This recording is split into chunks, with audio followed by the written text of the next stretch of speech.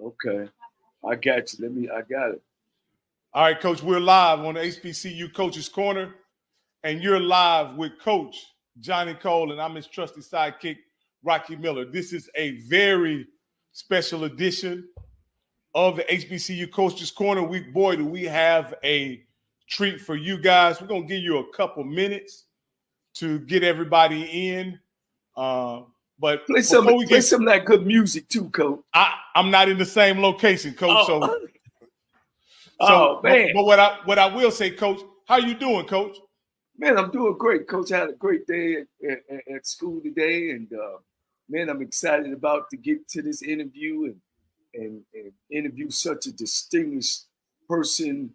You know, HBCU to the bone, and you know, she's the type of leadership that this show likes to expose and to get out. And her leadership in the GCAC is just extraordinary. I prepared a little introduction for Dr. Kiki Baker Barnes. I just want to give her a proper introduction. And before we bring her up, I want to just Dr. Barnes is the team commissioner of the Coast Athletic Conference, the GCAC. Dr. Barnes brings to her role a wealth of experience.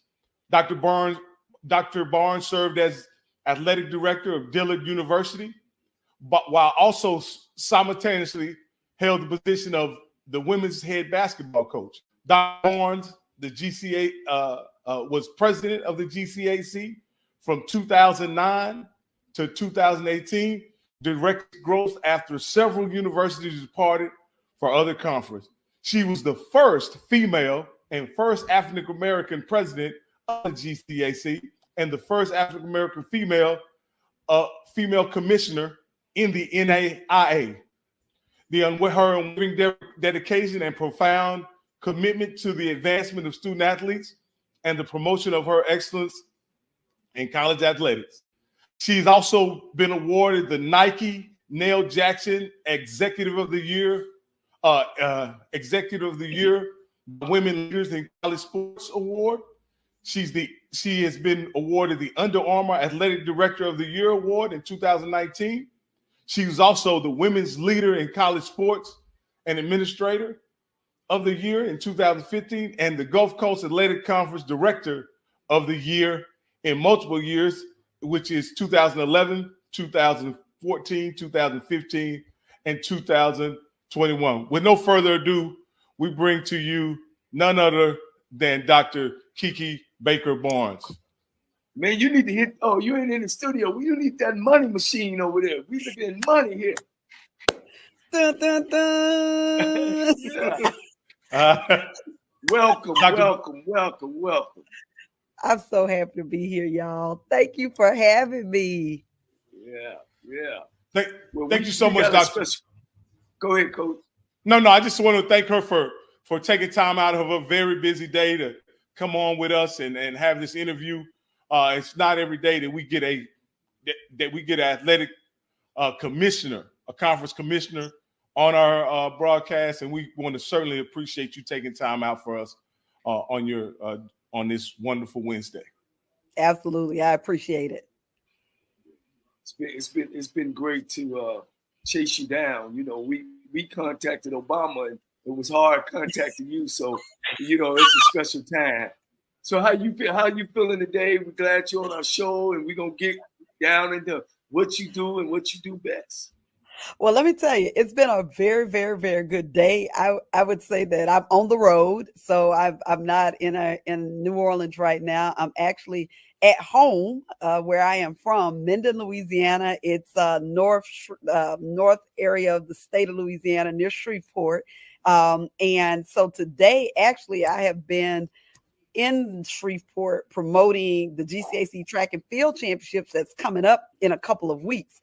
So I've done a couple of interviews. I did some radio today, did some TV today, and just trying to get people to know, hey, we on our way back and, you know, want people to come out and support our teams, learn more about our institutions. So it's been a good week. Been a long time since I've been here for. Your sound went out, Dr. Barnes. Oh, sorry. Are you able to hear, Coach? Yeah, I can hear. Okay, you can. Go ahear. I'll get my sound taken care of. Okay. Yeah, but I will say it's been a long time since I've been in this, been in this area for like Holy Week, because this is Easter for those of us who celebrate it. So really happy to also be here during that time as well. Yeah. Dr. Barnes, I like to get right to it. I mean, you're a HBCU diehard, and you super. Let's get that straight. Thank you. I got to ask you the first. You're not gonna leave us like Dion, because somebody coming to get you now. Hey, and I'm glad you ain't used God and praying and Jesus sent you and the sky's gonna turn blue, and we can't lose you now. Now we might need you to go to somewhere else, but we can't lose you.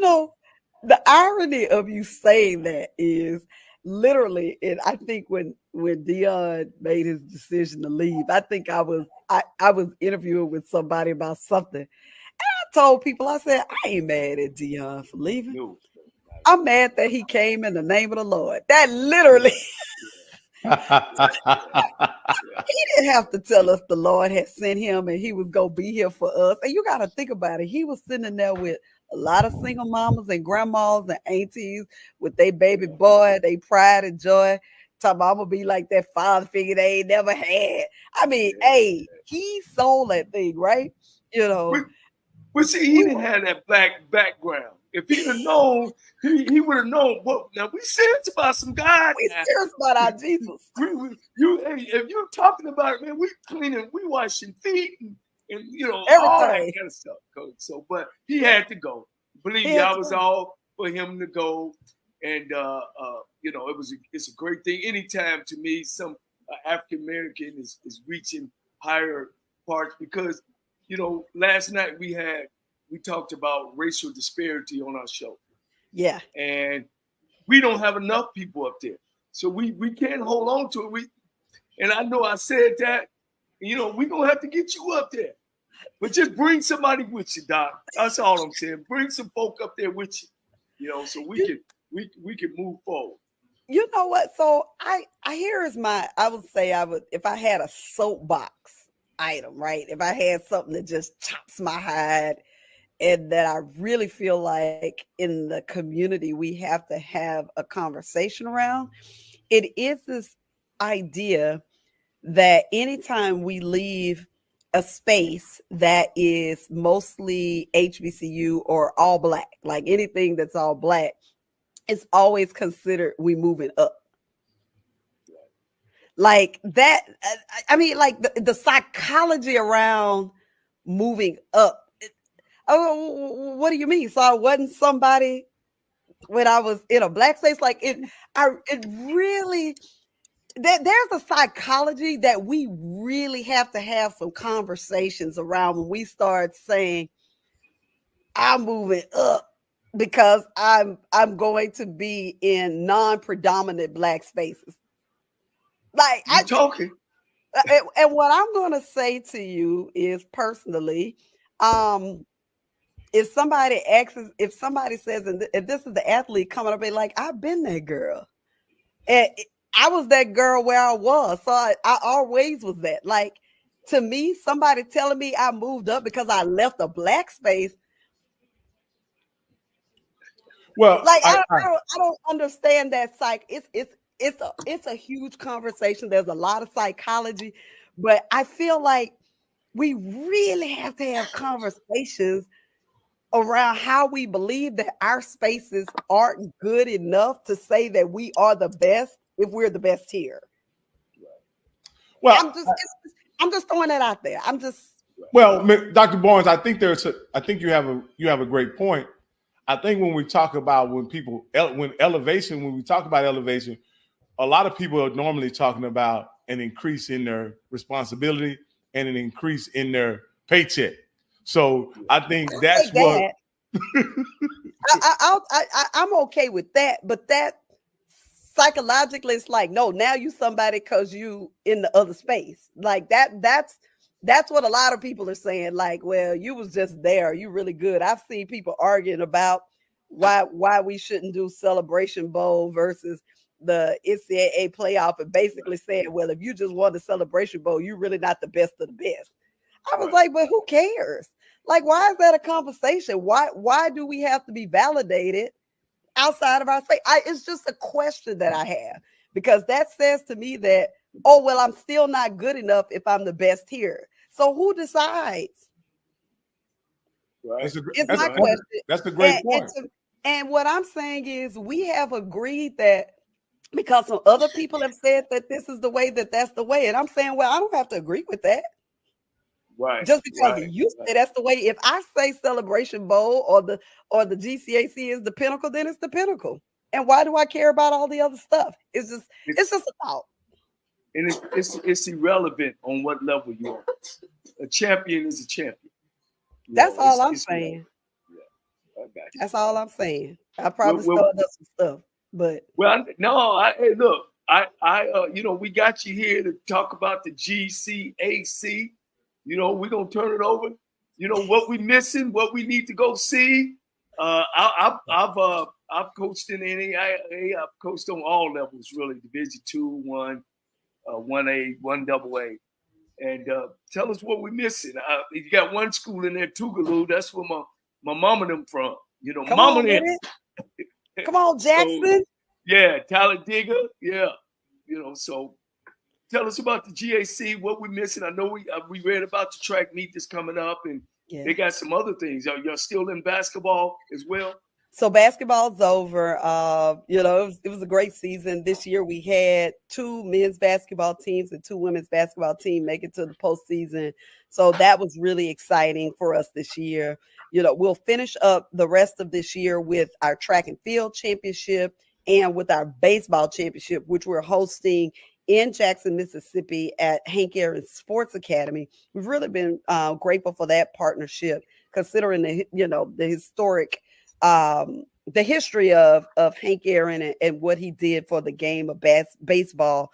There were a couple of conversations, Major League Baseball, or initiatives that they were having in terms of trying to increase Black young men participating in baseball, because there had been a significant decline in young Black men playing baseball. And so the GCAC being able to finally offer baseball as a championship again and seeing our schools start baseball programs again has been a lot of fun. We hosted our first championship last year, and this year will be our second year hosting a championship since I think maybe 2010 may have been the last year that we had hosted baseball. So that's exciting. We're looking forward to that at the end of April in Jackson, Mississippi. And then we'll be done. Our Council of Athletic Directors is meeting. Our NAIA National Convention is April 4th through the 9th. So we'll be in Kansas City next week. We'll be deliberating, a lot of things that we've got coming up in terms of how we want to continue to move the conference forward. We voted 3 new members in earlier on in this particular year. Wilberforce out of Ohio, Voorhees College in Voorhees University in South Carolina, and Stillman College in Alabama, where we hosted our basketball championship. So starting July 1, the GCAC will be moving to 13 members, which will be the largest we've been in our entire history of the GCAC. And if you had not heard, we'll also on July 1 be taking on a new name and a new identity. July 1, we will be known as the HBCU Athletic Conference, the HBCUAC. Wow.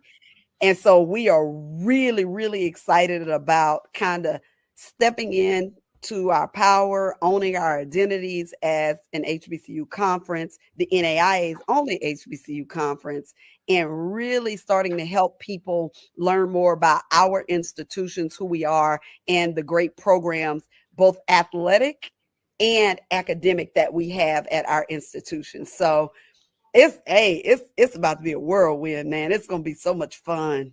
Yeah. Well, I was looking at the dynamics of where all your schools are, you know what I mean? And all the travel that goes on with that. You got to have some partners, or these presidents at these colleges have to be making a commitment to these athletic programs just for travel.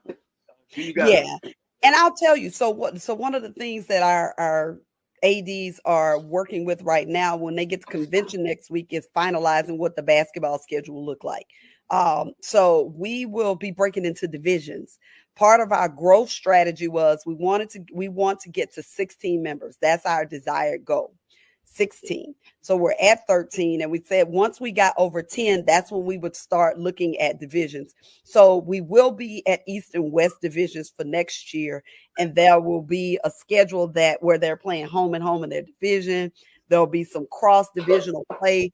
But based on the last conversation they had, their last ADs meeting, it maybe they'll be paying pods when they're playing across out of their division. So we've been working on strategies for a while because the plan was always to get us to move forward to 16 members, which we knew, of course, would stretch us in terms of travel. So that is the strategy that we're working through to manage the travel piece. Dr. Barnes, with you guys being in the NAIA, how does the HBCUAC line up against other NAIA conferences as far as numbers and things like that? Will you guys be an outlier, or will you guys be pretty consistent with what the NAIA offers as far as conference makeup? Yeah, I mean, we've always been in line with the conference makeup, so there's no difference in terms of what it looks like for the NAIA. Now, I think, again, if we get to 16, we might become the largest NAIA conference. And I would have to go and check and make sure, but I think we would become the largest NAIA conference. And I think we would be the largest HBCU conference when we get to 16, meaning that out of all the conferences that exist, we would have the most members. Well, you know, I'm a football coach, former football coach. What? Hey, we ain't got no football over there. What we looking at? I send you my resume. Are y'all looking in the future to maybe start football? For the most part, that's not something our schools right now, most of our schools are not interested in. Now, let me say this. When Edward Waters was with us, this may have been 3 years ago now, before they left, the decision that helped them to leave was the president at that time asking the council, hey, is anybody else going to do football?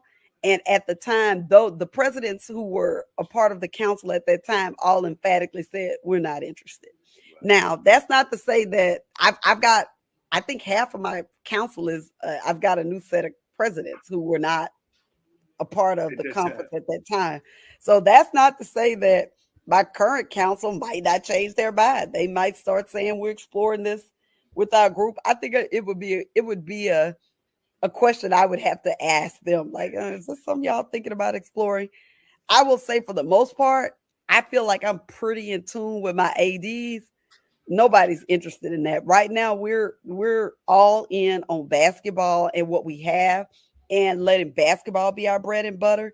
I think it's the space where we could really have a chance to compete.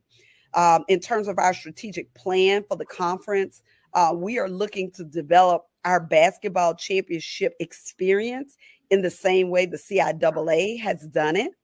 And so we are hoping that we can build a similar experience now in the Deep South, like what they have built on the East Coast. We can, in terms of what resources we have and what our institutions have, we feel like we have what we need to build that out, and we could do it well. So it's not just enough to do something, but we also have to be able to do it well, and it has to make money for the schools. That's the other piece of this. From a conference standpoint, being the youngest of all of the HBCU conferences, we are 43 years old, and as a group, operating as a group of HBCUs, that didn't start until 2010. So our conference really operating as a group of HBCUs is only 14 years old. Right?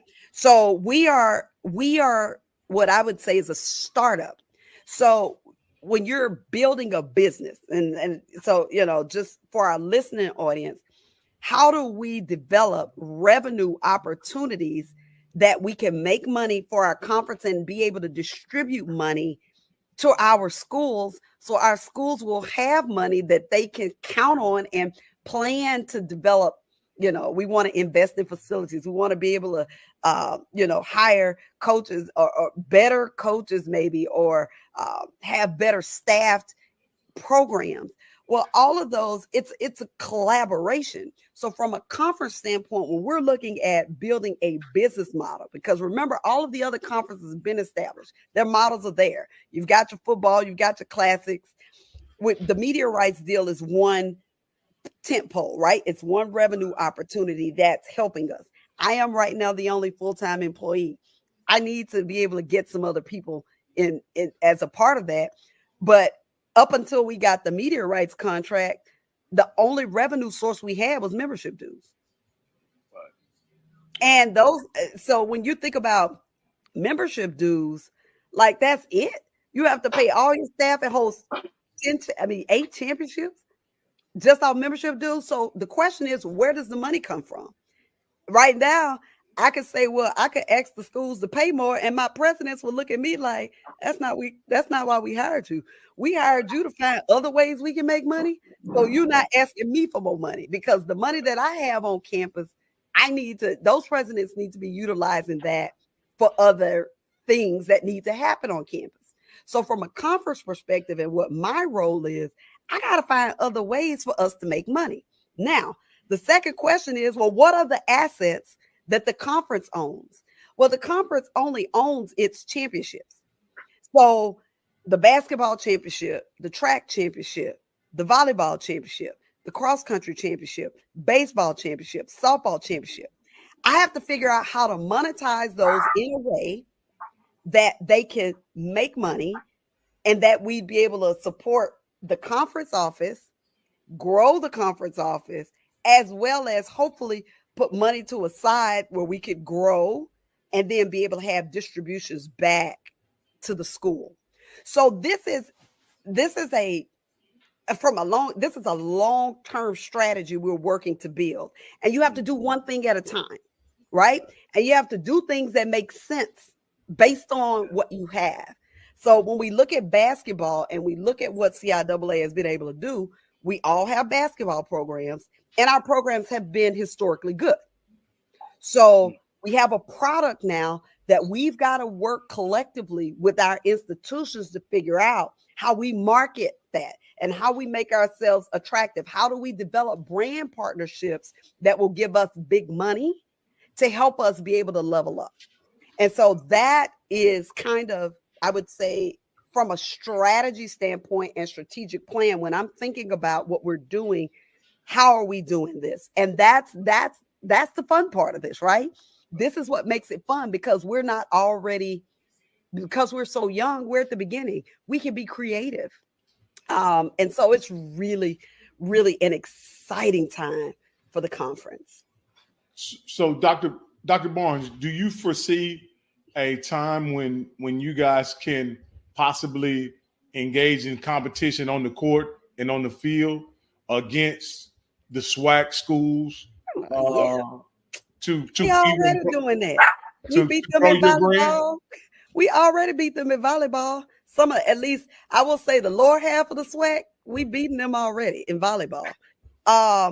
In basketball, depending on the year, during my time when I was the athletic director at Dillon, my basketball teams beat UL Lafayette, Sun Belt Conference. We beat Southern, SWAC.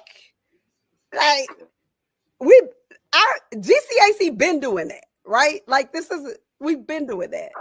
Again, in certain times, like not all the time, but there have been years where we've had teams. Xavier had done it. Xavier at one point, when Dan Jackson was the coach over there, he was beating D1. Talladega, when Chris Wright, who's at Talladega right now, and Kevin Harris at Langston, when they was in the GCAC, didn't nobody want to play none of those. They didn't want to play. They didn't want to see Talladega. They didn't want to see Tulu. They didn't want to see Dillon or Xavier at the time when those coaches was in the GCAC. Like, so in basketball, our schools have been able to compete. And as people are starting to see, like I was watching the chatter kind of back and forth on social media, like, man, our schools can compete. Yes. Basketball is the place where it can happen just in general for HBCUs. If we get the right coaches. So I've known Tamika, Reed, and Dawn since they were beginning, like from the beginning. They've been on our show. Yeah, they've been on our show. Let me tell you something. I've known Dawn. Dawn was at Tougaloo, and they both my sorors. We've been in this thing for a long time. They were gonna be good, right? They just needed to be in a space where people was gonna support. But I'm telling you, I've known them since the beginning of their career. They were gonna be good, and they have the right mindset. So they've been in spaces where they can see what it takes, and they didn't come to the HBCU talking about what we don't have. They figured out what we had, figured out what to do, and you see what they look like, right? Like they winners. And we have to have people at our schools who not complaining about what we don't have and understand that what we have is it, and go out and be proud about it and say, this is why you need to be here. This is the advantage. And I think Tamika said in her interview, she talked about like our programs are built around family, not just wins and losses. And there is a value in that. There are people who want to be a part of somewhere I can win and be loved at the same time. Like it don't have to be an either or. And so they're really, when we're talking about how we collectively as a HBCU community figure out how to level up, like you got to have people on the teams that ain't always crying about what we don't have. And we just have to do things the best way we can, like do things the way we do them in our unique way. And we have to be okay with that.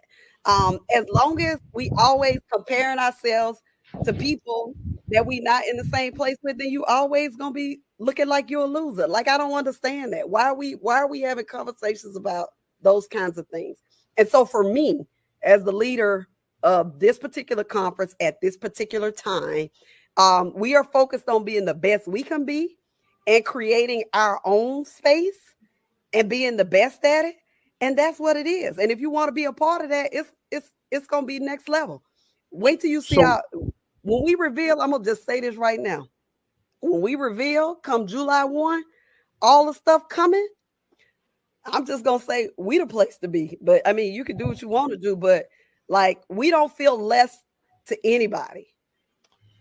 Commissioner Barnes, let me ask you this.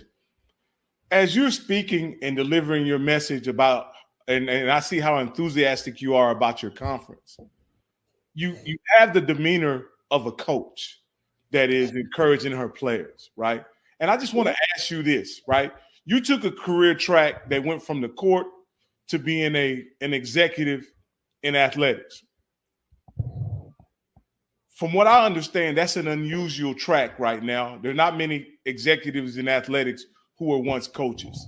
Do you think that aspect of being a coach is important for you understanding what's happening on the ground, on those teams, on the athletic field, and how to improve the product and how to relate the product to your fans? Do you think that experience has a significant amount of value? Oh, absolutely. Because, and I'll say this, when you recruit, like when I was a recruiter, and this is where the people that win, and this is why I will highlight my sisters, because they my girls, they my sorors. When I look at Dawn, I look at Tamika, it's not just enough for you to know what it takes to win, because what it may take to win in the GCAC may not be the same thing it takes to win in another role. And so the key thing is understanding your particular environment and all of the pieces of the environment. Like not just, not just, okay, well, I know this is what a such and such over here is doing, so I'm going to do what they do. But what they do may not work where you at. So when I was recruiting players, I'm watching players, and there were a lot of great players, but every great player didn't necessarily fit my program, didn't fit my personality. And so the key is finding the great player that works great with you. And what I see happen is people just be going, like, when it comes to strategy, like you just looking at what somebody else doing and thinking you're going to replicate it without really understanding what works best for the environment, for the leadership, for the team you're on at the time that you're at. We are a startup. There are some people that can't deal with the chaos of not ever knowing how everything's going to work out. A person who who needs to know everything and everything got to be laid out cannot work with me right now in this particular time. We are a startup business. So that means that things may frequently change because we are growing. There are some things that may not be known and we're discovering at the same time. So you have to be uncomfortable with it, with not knowing everything, and just having faith and trusting that my leader is solid. She ain't gonna lie to me. She's gonna be clear. If it ain't right, she's gonna say that, and we're gonna keep moving. But there are people who not built to build. There are some people who need a perfect situation. Everything there, I get everything I want. I ain't got to worry about nothing. I just show up and I can perform, and they're great. And so when I think about my experiences as a player, move to coach, and building successful teams, and now having a conference and trying to figure out, well, we in this space, and I'm trying to figure out how I can get the right people on my team and figure out how we move this thing and be able to do a whole lot of work, but we don't have a lot of money, and we don't necessarily have all of the full funding that's needed. We don't have a full staff. Again, I'm a staff of one with a whole bunch of independent contractors. So the people that I have brought on as independent contractors, man, I got the Avengers. Like the team I have is unbelievable, but understand that everything that we've accomplished in 2 years is because I could recruit, and I know how to understand the environment I'm in and what type of person will fit the type of situation we have. And those are the things that I feel like in terms of when you're thinking about how you can be successful, those things are very critical as a leader. And beneficial. So it's unfortunate sometimes that you don't always see former athletes and coaches get these opportunities. But I can tell you the experiences that we've had from competition, being able to, recruiting, managing, finding the right coach, all of those kinds of skills have helped inform how I'm leading right now the conference. So it's just, and like I said, my sorors, they understand their situation. They understand who they are. They understand the type of person that's going to work well. That's why they're having success where they are. And wherever they go, they know they can replicate success because they understand those key things. And that's what it's about. We just want to do a good job. I want this conference to be a solid conference. So when I do transition, whenever that happens, that someone can kind of step in and continue to build on top of, right? That's the responsibility of a builder. That's what I am. I'm a builder. Get it set it up, and then hand that thing off, from a track. I ran track. So at some point you got to pass that baton on. But you set the foundation. I was built for that. Everybody can't look at from scratch and participate. Like I was built to do this kind of stuff. So let me come in and build it, and then I'm going to pass it on. You're muted, Coach Cole, but I want to ask, you need to unmute, Coco. Well, I wanted to ask this question. Who is with nowadays in college athletics, a significant amount of their income comes from their media rights partners, right? Yeah. And I just want to know, who is your media rights partners? Where can we see, GCAC or HBCU action the rest of this spring and then upcoming in the fall? So listen, y'all, go download the HBCU Plus app. We are proud media rights partners with Urban Edge Network and HBCU Plus. They have been amazing partners. Our championships with the team that they have assembled at HBCU Plus. It's just amazing. Marcus and Lisa are the husband and wife team that does the production. They are phenomenal. We are so grateful for them, and our productions are comparable to ESPN. You've got commentary. We've got sideline reporters. My director of communication, Danny, did a good job of building us a media team, people who have joined, and they do sideline reporting. they do a phenomenal job, is all I'm going to say. It's going to be informative. You're going to learn more about our coaches, our players. You'll learn more about our institutions. They just do a phenomenal job. And you can watch it all on HBCU Plus. That's where it's going to be. All the action will be there. And we're so really are all schools broadcast each game broadcast, or is there a game of the week format or something like that? How's it?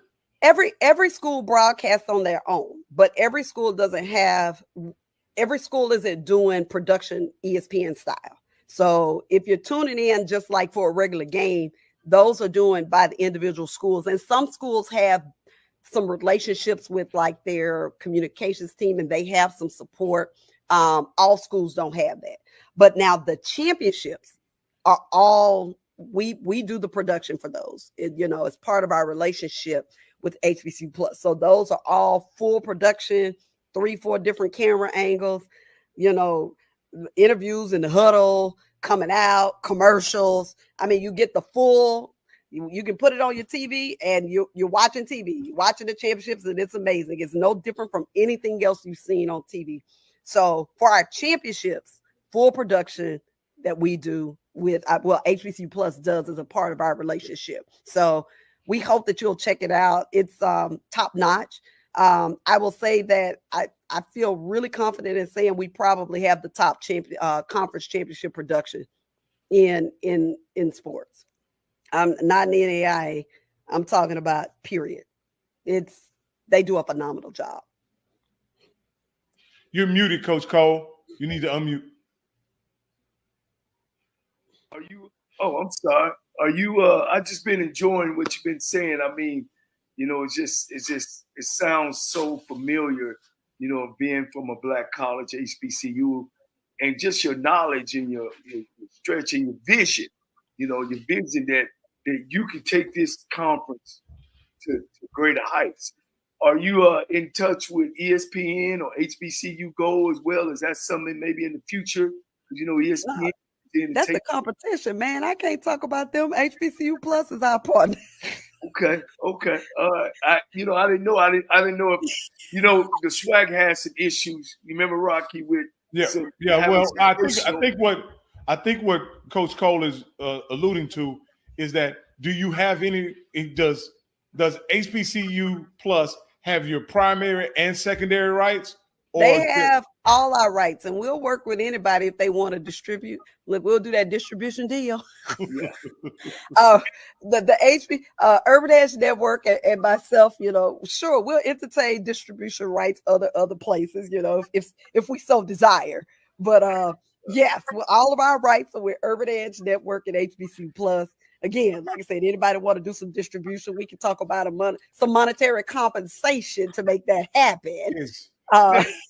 Yes. Now, I want you to explain to our viewers that you are the commissioner. You're not at one of the colleges, and so you got to generate your commission money pretty much. Oh man!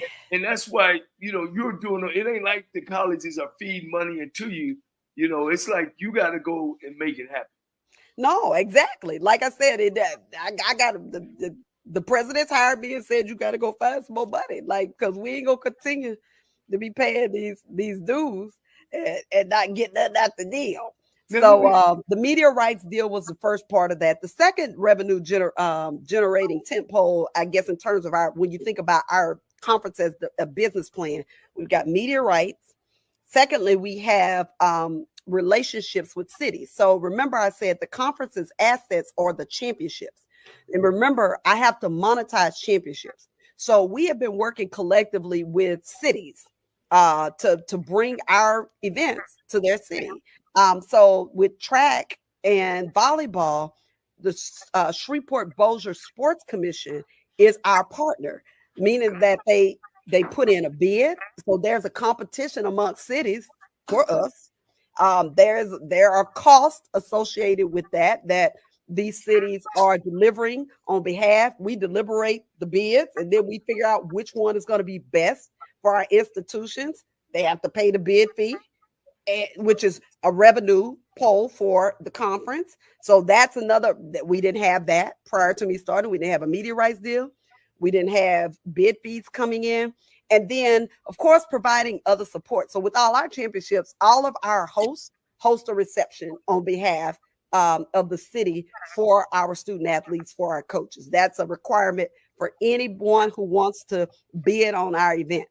Like, I mean, you got to host this. I mean, we've got to make this a great event for the city and treat our schools and our student athletes at the highest level. We want our athletes to feel like they're not missing anything because they came to a smaller HBCU or a smaller school, because you hear these conversations around lower not having same quality. That's when you hear the chat, I'm gonna go to the bigger school because I get better. Well, that's not the case for the GCAC. You're gonna get the best. Our awards are custom, and we redesigning the new awards. I'm telling y'all already, that reveal come the new year. Whoo, when I tell you them new awards gonna be on fire. Just well, we're gonna have to get on you. Make sure we contact. I'm coming back. Invite me back. so we can go and broadcast the game or some and talk some great. Let me ask you, as a commissioner, the money was important. We want to make sure we talk about the money and what y'all was doing.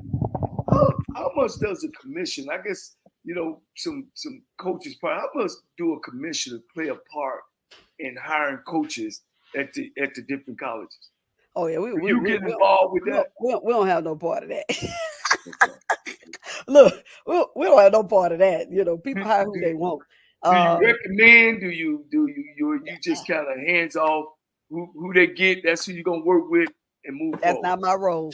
My role is the management coach. That's ADs. ADs hire who they want for their team. Like commissioner has no role in that. Okay. I would never want to have a role unless I would never want to be involved in that. But it's not the jurisdiction for the commissioner. It's not the commissioner's role to hire people on the campuses. That's why they have ADs. Our job is to help a collective group of people work towards the betterment of our individual institutions as well as our conference, so we can get this money. That literally is my role. How do we present the best of ourselves? What are the opportunities that help us collectively work together to get as much money as we can get? Okay. So are there any overarching issues in college athletics that a commissioner would address? Like one of the reasons why Coach asked you that question, Dr. Barnes, is because we had a long discussion yesterday about how do we create diversity among college athletic administration and also college coaching, right? And pretty much African Americans. Create opportunities for African American and women in coaching, right? We read a report card from a study that was done where the disparities in coaching hadn't improved in probably 30 years.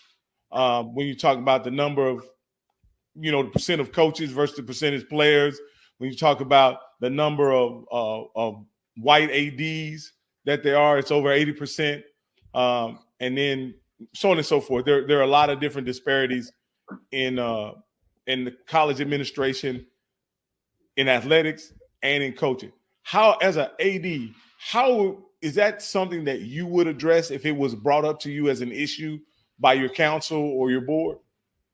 So I have a personal program called So You Want a Career in Athletics that's focused on helping strengthen the pipeline of women working in sport.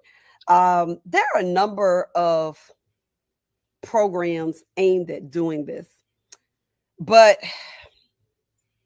the reality of career advancement is way more nuanced. The thing that has to happen is, in order to move in careers, based on what I've experienced, you have to have a network and you have to have people who know you. And the question is, how do I think about it as a coach, become more visible to potential presidents who are looking for ADs or an administrator, I'm sorry, as an assistant AD maybe, and I want to move up to be an AD. Well, how do presidents hire ADs, and then you have this phenomenon with search firms that presidents are now hiring to hire ADs. So there are two pathways right now. You either gotta, search firms have to say you good, or you hopefully be in some company of some presidents. And so the nuances of networking and being in the right spaces is really the bigger challenge than it is people actually being qualified to do the work. There are also nuances within the college athletics world. And so I always talk about some of my challenges personally as an athletic director for 16 years. I applied for jobs in the SWAC. I applied for Sunbelt, Southland, and I got from every search firm, it was, you're at the NAIA though. So it just, they never could get past me being at the NAIA. It didn't matter that I had led successfully for 15 years. You're just at the NAIA. It didn't translate. Like, it just did not translate. And I'm sitting up here like, but y'all keep hiring people that ain't never been in charge. Like, so it was basketball different in the NAIA or something. Is it a square ball or something like that? What I'm talking about transitioning from between levels. Okay. Right. So it is way more nuanced than people understand. So when I have young people reach out to me and say things like, what advice would you give me if I want to be a Power 5 AD? I will say, well, then you need to work at all Power 5 schools, because currently in the way that people view experience and movement within the industry, they don't see skills being transferable, and they don't equate being the athletic director at small schools the same as being in a big school. There are reasons why. Regardless, it doesn't matter. So I would say, if your desire is to be FBS, then you need to spend all your time in FBS, because one, the FBS people have to get to know you. Well, how do you get to know those people if you're never around them? I would say it's the same thing in the HBCU space or any of the other conferences. If your desire was to be on the West Coast in one of the West Coast conferences, then you need to go find a school in that conference, and you need to start as an intern somewhere and develop relationships, right? Because what you need to move up is you need access and you need a network.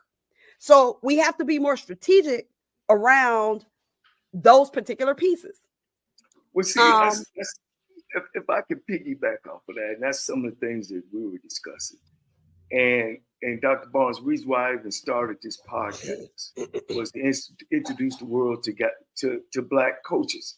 And, you said it earlier when we first started out, why is there different if we worked at a Black school and coached and won a championship? Why we can't? Because they don't see it as comparable. Exactly. But then when some people are hearing you now saying, well, if you want to work at an FBS school, then that's where you got to go. Yep. And if you want to, work down here, then that's where we'll go. But then one would say, oh, well, you're putting a ceiling on your head. And that's just one of the things I start. It shouldn't be, but it is. But then here's the other white elephant in the corner, is that now even at the HBCU level, we are hiring more Caucasians in all the other sports. Now it's like our windows are closing, especially at HBCUs. All we can now coach is football, and some Black schools now are starting to hire white coaches as head football coaches, basketball, and surely the other ones, soccer and volleyball. It just squeezing us out. What you think your answer would be to that? Let me just say, I'm always trying to find the best coach. I don't care if they Black, white, or blue. I want to win. So I will say, just from a perspective of a person who has produced highly successful teams, I'm just trying to find the best person.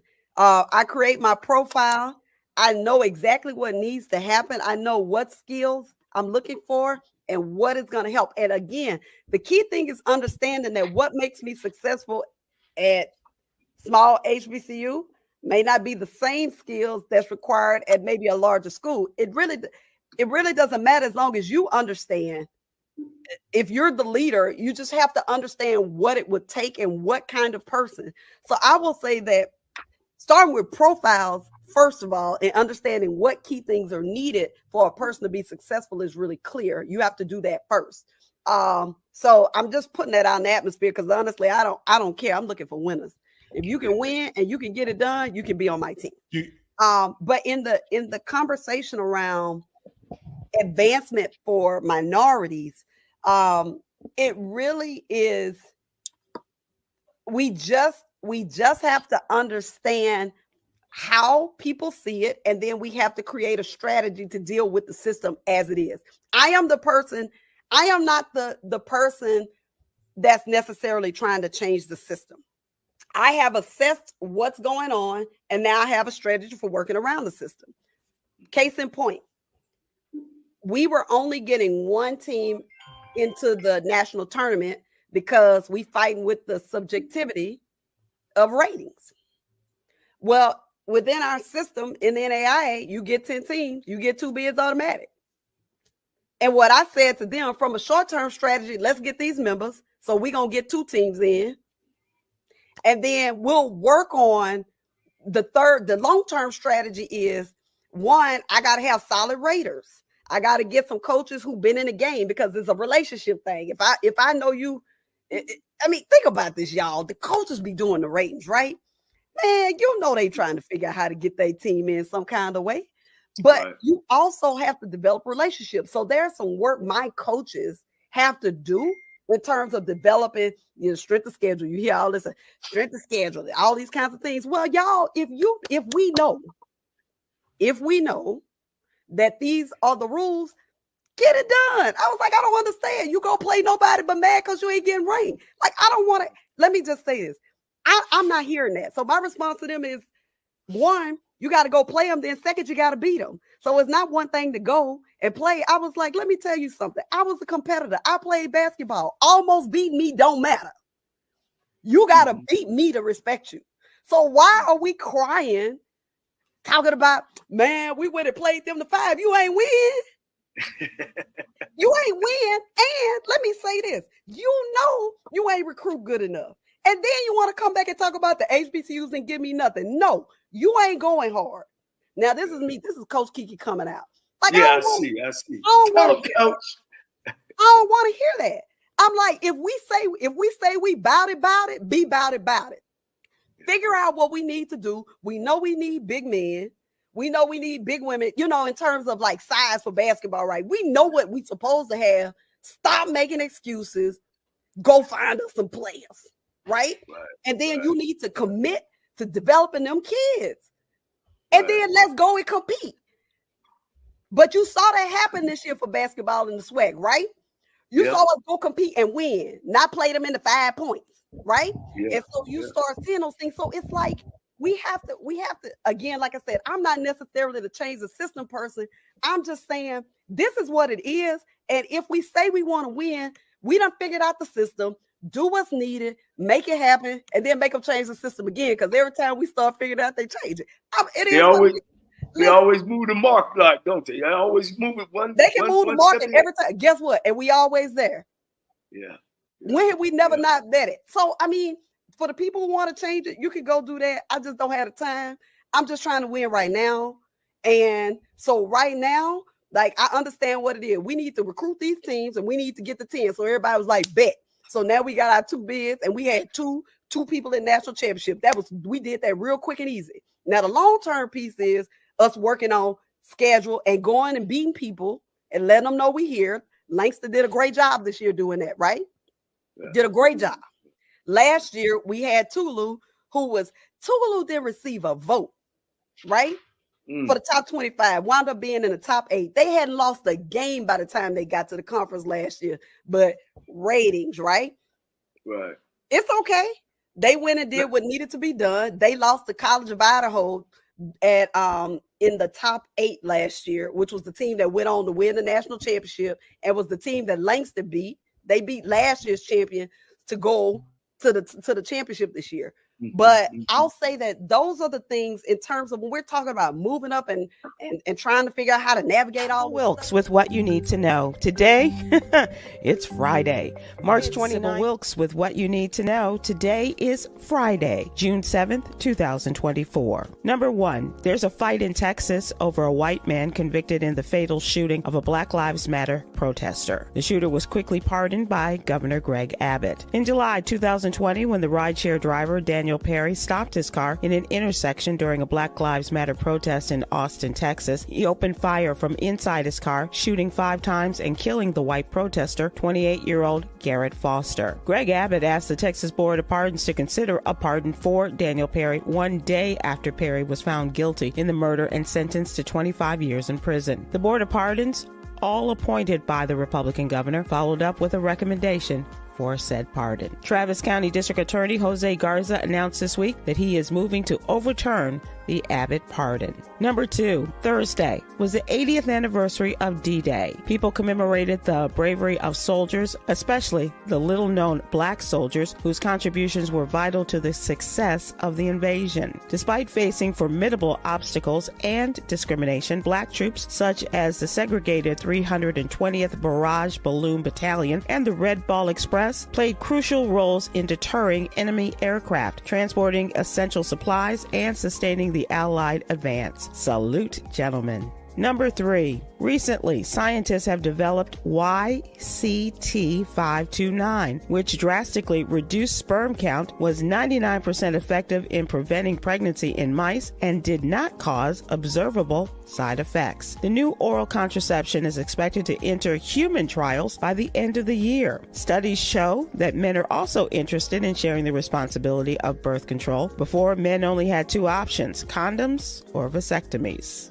Number 4, at Hopkins High School in Minnesota, 17-year-old transgender girl, Cobalt Sovereign, went to use the bathroom and was attacked by a male student. The student leaned over the stall that Cobalt was using and repeatedly called her a homophobic slur, and when she left, he punched her in the jaw, which led to surgery to treat the damage. Minnetonka police are investigating the incident as a possible hate crime because it was an act of violence that involved a student who identifies as part of the LGBTQ+ community. Number 5, Crowns and Hops Brewing Company from Inglewood, California is the first brewery to be Black-owned, woman-owned, and veteran-owned. Founders Benny Ashburn and T.O. Hunter seek to change the craft beer sector and encourage more Black entrepreneurs to enter the industry. As the founders pay it forward, Crowns and Hops continues to expand as sales have grown at a 30% increase annually. Next up, a tap room at LAX Airport. I'll drink to that. Here's your daily inspiration from Yogi's Jewels. Life is a series of choices. Sometimes the wisest choice is simply letting things play out without interference. I'm Sybil Wilkes. Be informed, be empowered. My name is James Jr., and I won $500 for lunch money for keeping up with the Jonas Bracket Challenge.